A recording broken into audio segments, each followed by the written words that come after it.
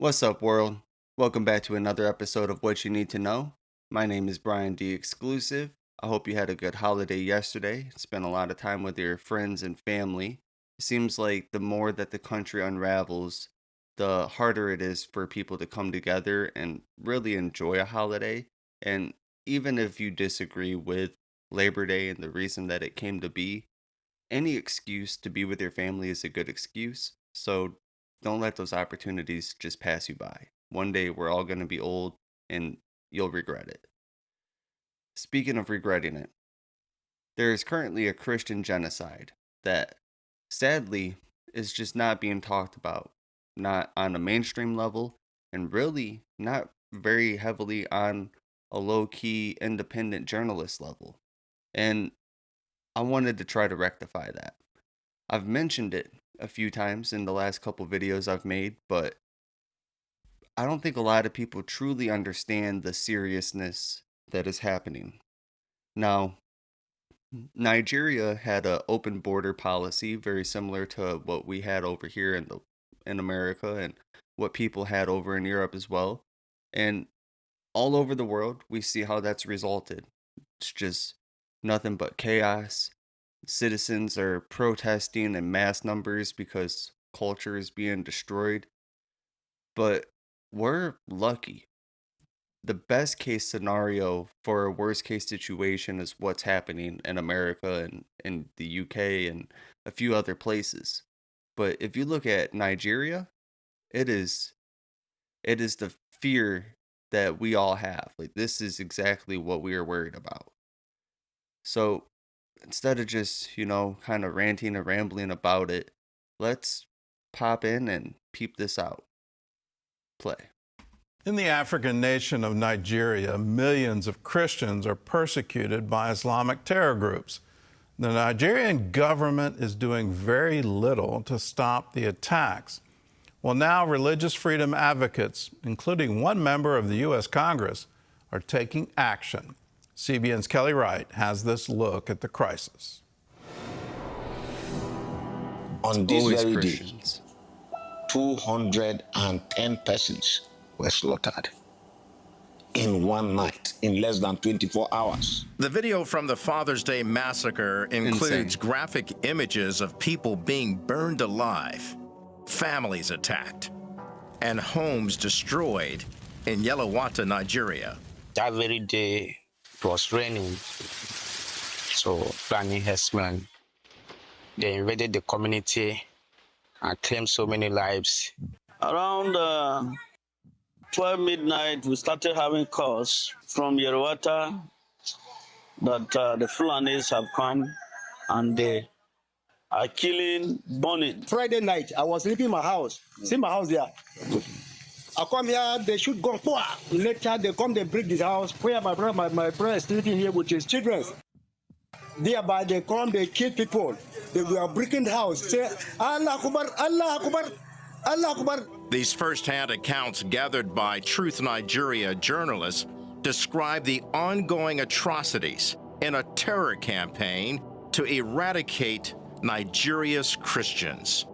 The absolute evil that has to go not just through the minds of journalists that hear about this and don't talk about it, but the pure evil that goes through an Islamist's head before they go and do this.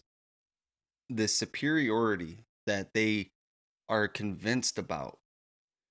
It has no place in the modern world. There's no room for people that genuinely think that everybody else is so inferior that they shouldn't exist. My heart is devastated for these people. And it's not just happening in Nigeria. We just had this happen in America at a Catholic school. It's happening all over the country. It's happening all over the world. Christians are put on watch lists because we buy Bibles. We are put on a watch list for buying a book. Do you understand how far we are slipping to be put on a watch list for buying a book? Christians, and I mean, don't get me wrong, it was predicted in the Bible We were told that we would be persecuted for our beliefs. It has always happened ever since Jesus came and we started following him. This is how we've been treated. It's how they treated Jesus. But you have to understand that this is happening. It's not just a what if, it's not a maybe. There are genocides happening all over the place right now. All right, getting back into it. Judge Saul, filmmaker and missionary, the organizer of equipping the persecuted, highlighted this documentary as a way to sound the alarm. We need to fight this thing threefold. One, America as a government needs to get involved with a very little. I'm talking very little of our resources. If we just did the very little bit of push an aggressive foreign policy, throw some sanctions, whatever it takes, I think we can put a significant dent in this and put a stop to this. So maybe we could do sanctions. I don't think that the United States government should be involved in this, even though I do think that it is one of the most evil things happening on earth. We are not the world police, but I do think that churches could 100% leverage any kind of power they have to make something happen. And, maybe we could have non-physical intervention like tariffs. We could figure out some kind of a way to charge them out of wanting to behave this way. But yeah, I'm not necessarily for America just getting involved with this. We just have too many problems and we need to separate the church and state. Even though I do think that the country would be better if we were a little bit more Christian, it's a slippery slope going the other direction, and we just don't want to have any opportunities for any careless person to take advantage of us. All right, getting back into it. U.S. Representative Chris Smith of New Jersey, who has traveled to many dangerous areas in Nigeria, has introduced a resolution in Congress to help stop attacks fueled by religious hatred.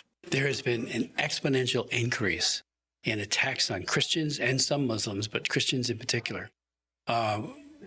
Protestants, evangelicals, Catholics, they're firebombing their churches. The Fulani are killing them with absolute impunity.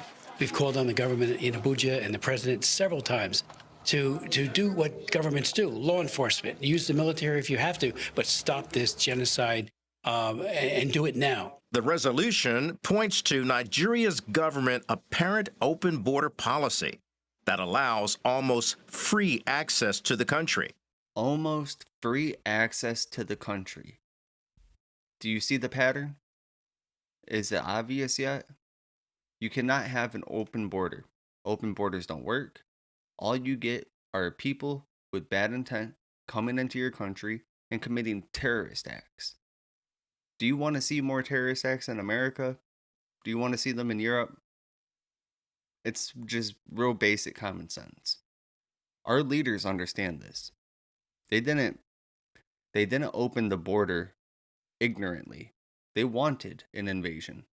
They need to have more people in our countries because we're not having babies. This was intentional. And how many times have they said throughout decades and decades of intel operatives coming out in interviews that Christians cannot be controlled? We are the number one threat around the world for every intel agency. Yeah, it genuinely makes me mad. There was a Twilight Zone episode where a man, actually I think it was the same guy that played the coach for Rocky in the Rocky movies, but there was a man in a Twilight Zone episode who was being persecuted because he was a librarian and a Christian. Primarily because he was a Christian, but he was ruled obsolete. Like his role wasn't necessary in society anymore. And that is the path that we are going down. I actually think that's the most banned Twilight Zone episode. Pretty sure it is. But that is the path. And this is what happens when Christians get persecuted in this way. All right, play. Fulani militants and ISIS-linked extremist groups from neighboring countries take advantage of this policy to carry out mass murder, rape, and kidnappings. We're also calling on President Trump to reissue, which he did in his first term, the designation of country of particular concern. And that then gives the president wide latitude to impose sanctions. It's an excellent bill when it's used properly. It gets the attention of all the policymakers, in this case in Abuja. It says, we're not kidding. During a White House press briefing, I asked Press Secretary Caroline Leavitt about the crisis in Nigeria. And do you know if there's any action that the president will take? I'm not tracking a call between the president and the head of Nigeria. I know the president wholeheartedly condemns the persecution of Christians or, frankly, of people of any faith all over the world, but I don't have any updates for you in terms of sanctions in this part of the world. Looking beyond any government response, Judge Saul is calling on the church and Christians in America to stand with the persecuted in Nigeria. They need to pray. They need to be a voice for the voiceless. They need to be a voice for our persecuted brothers and sisters. Kelly Wright, CBN News. And that's exactly what we will be. We will be the voice for these Christians that don't have one. Too many Christians are being persecuted, and it needs to be taken as a personal attack at this point. They don't want us to exist. They don't want us to have any opportunities to spread our ideology. They don't only hate us, they despise us. It is sick how many people publicly just destroy Christians, whether that's their reputation, whether that's their character, whether that's physically. They are constantly being berated by the most evil people in society, the people that are responsible for everything going wrong in our country today. And the number one threat that they have, the number one thing that they're angry about, are Christians. Second to that, white people. But Christians more than anything. I guarantee you that there's Christians that celebrated this evil act. That's just the way that they act for whatever reason. All right, continue. Well, whatever pressure we can put on the Nigerian government, we need to put it on the Nigerian government. They're the one responsible for the safety of their own citizens, and to let these armed groups have sort of free reign in the northern part of Nigeria makes no sense. It doesn't make sense, but we are doing the same thing. We literally let hundreds of thousands of military-aged men come into our country. Who knows how many of them were on watch lists? Who knows how many of them didn't even get caught coming through, that we just have no idea are here, currently probably hiding in the mountains or some underground cave, or who knows, but they're positioned. And the whole idea is so that way the thought of it paralyzes everybody from going out, doing anything, participating. They want to destroy the culture. I'm going to keep going back to that. That is the root of all of this. If we don't have a culture, if we don't have a place that we go, if we don't feel safe in our streets, then everything falls apart. They're relying on it. Play. And I don't understand that these sort of continual struggles coming out of Nigeria. You need to establish law and order in your own country. You can't have your women, your girls kidnapped. You can't have people murdered in the streets. You can't have these churches burned to the ground. All of that is happening, and it's happening on their watch. So whatever we can do as United States citizens to petition our government and to support this bill in Congress, and then move on the administration and the State Department to do the very necessary work of saying, look, it's time for you to stand up for your own people. It's time for you to protect Nigerians. So let's do our part, and hopefully the government there will respond. And hopefully they do respond. That was a good video. I really want to stress how likely these types of things are to come to any Western country if we are not on top of this. The trans shooter that just took out a bunch of people in a Catholic school, that is not going to be such a rare occurrence in the near future. When I was younger, before I found Jesus, I was just as indoctrinated into this. Let's put things into perspective. I just turned 30 on the 28th of August. So I am literally the youngest millennial that you could be. I have a very unique perspective of what it was like going through school at the tail end of what I would say the pre-technology era. Now, obviously, we had technology, but it wasn't this advanced version of technology that we have now. And I remember the way that they positioned all of the narratives about white people, the way that we took this country, the way that I felt about myself. I genuinely thought that I was a part of a cancer, that we were just the worst things, that nobody else was ever as bad as us. The indoctrination that they put is deep. And the reason I'm saying this is because so many people have been brought up and not able to free themselves from the indoctrination that want Christians to disappear, that hate Christians. They hate everything about them. You need to understand that they genuinely hate Christians. It's not just a dislike. It's not the way that Christians or white people in this country, the stereotypes of it, it's not even like how after 9/11 it was when people would talk about Muslims. The hatred that every race and religion seems to have towards Christians is crazy. And even in Germany, we have this anti-Western agenda being pushed where they act like we're going to accept Sharia law over there. And here, actually, let me pull this up. Check out this clip. Die sagen, ich will hier keine Scharia in Deutschland. Das ist Schwachsinn. Jeder, der sich, Die den Islam verändern. Du bist für authentischen Islam, so wie er ist. jeder, der sich als Muslim bezeichnet, muss die Scharia wollen auf der ganzen Welt. Ich will die Scharia in Deutschland auf jeden Fall. Würdest du die deutsche Verfassung aushebeln, wenn du die Gelegenheit hättest? Auf jeden Fall. Okay, danke. Wie zum Beispiel? Wie könnte man jetzt aus Deutschland einen islamischen Staat machen? Wie zum Beispiel? Laut den Werken ist das so, dass man, wenn man in der Mehrheit ist, wie Sie auch erklärt haben, sind wir dafür befohlen, Deutschland einzunehmen, auf jeden Fall.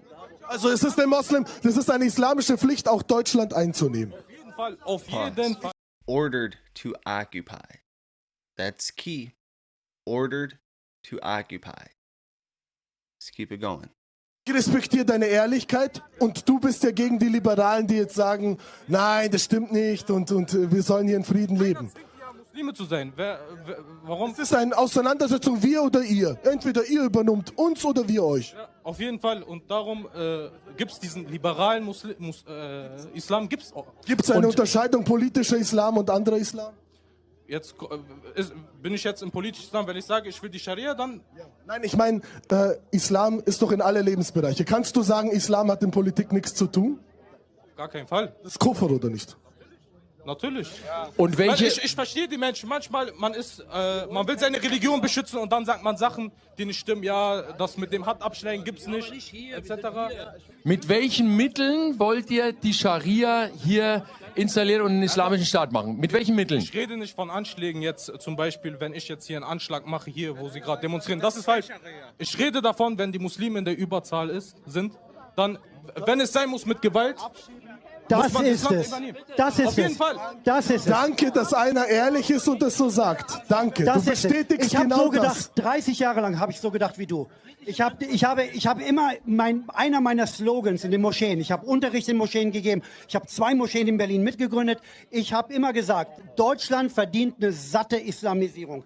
Und ich habe immer gesagt, du weißt ganz genau, dass die Scharia bedeutet vieles. Scharia bedeutet die Regelung, wie du betest, wie du fastest, wie du zur Hajj gehst und so weiter und so fort. Die Scharia ist in jeder Moschee lebendig. All right, so that's just, it's terrifying. Now, I know that you had to read some subtitles for that, but essentially, just to summarize it all, Germans are concerned about Sharia law potentially being implemented, and it's almost treated in a way where it's like, oh, don't take this guy serious. Oh, he's just a hateful bigot. Don't worry about him. Oh, it's no big deal. There isn't one country around the world where anybody with this ideology has ever came and on a long-term scale things stayed peaceful. And if that has happened, and I mean a long-term scale, you can't just use some recent 100-year example, but show me an example where multi-generations stayed and nothing happened. Because that's just not how it works. That's not what they're there for. They have a purpose. And very similar to that video, I have another one. This one's a Pakistani migrant telling a Danish man basically that we're going to outbreed you, and we're going to outbreed you until you are extinct. It's essentially what it is. Don't believe it? Check it out.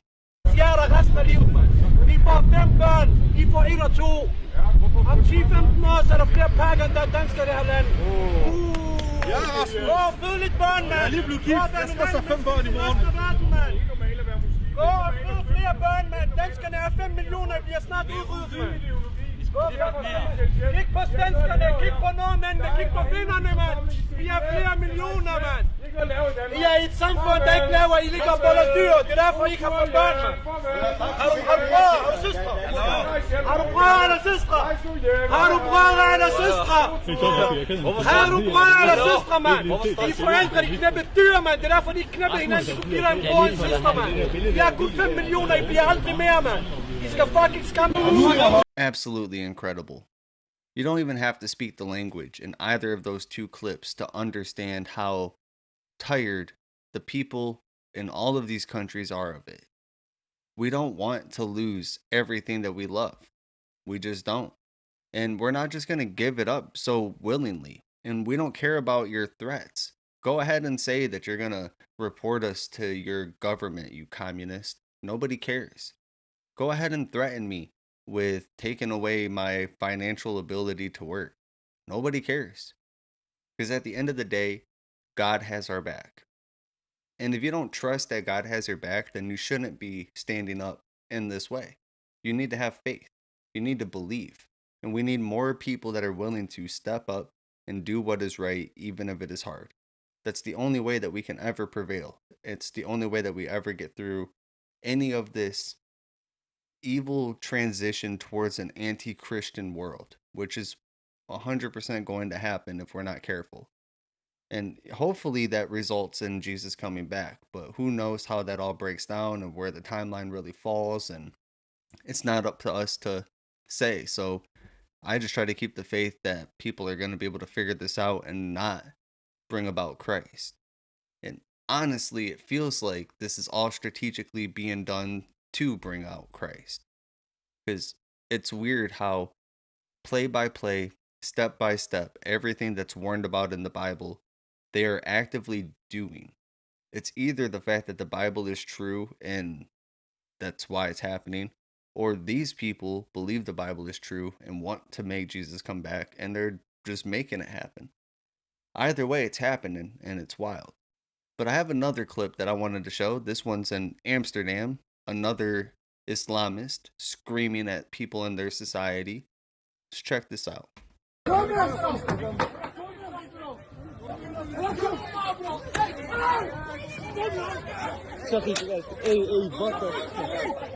Just beating people with sticks. Cops standing there, they're not doing anything. Cowards. Absolute cowards. Hey, Chucky. Serieus, kom. Gaat het lukken?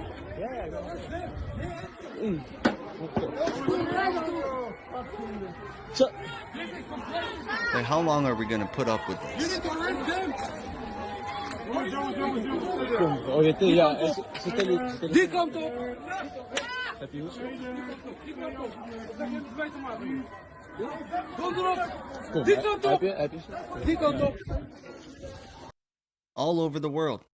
we're just having nothing but attacks. And the reason that I'm focusing on these is, for a long time on Meta and TikTok and all of these platforms, I've posted my clips and I've been showing how bad it is in America.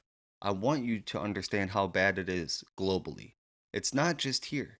The whole entire world is going through this situation where your flag is being called racist. If you want to protect your religion, then you are a hateful bigot. If you think that your society deserves to live, then you're Hitler. Where did this come from?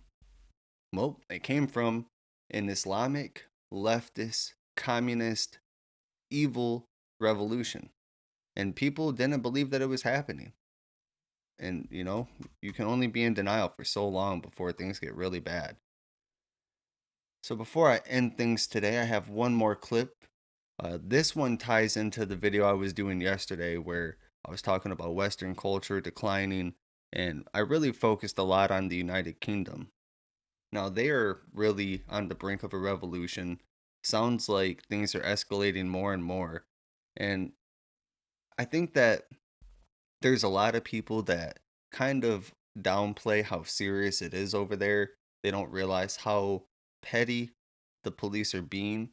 So I got this video of a lady who